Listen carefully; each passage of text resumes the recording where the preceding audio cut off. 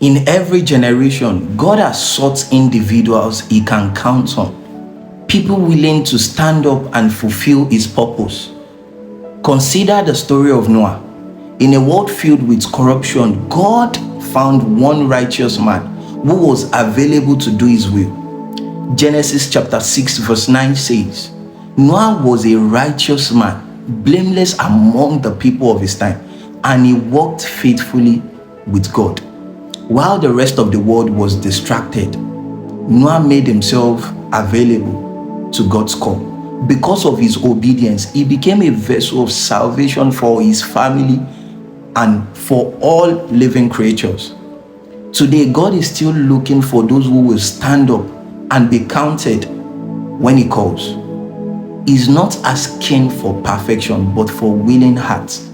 He called Moses. Imagine how the burning bush caught his attention. Moses, who stammered, was chosen to lead God's people out of Egypt. Despite his insecurities, he became one of the greatest leaders in the Bible. Daniel too was available for God's purposes, even when it meant interpreting difficult dreams and bringing God's judgment to kings who defied them. His willingness to stand firm in faith set him apart in a foreign land. And then there is Joseph. Despite being sold into slavery, Joseph was willing to align himself with God's will. His availability not only led him to interpret dreams, but to save an entire nation from famine.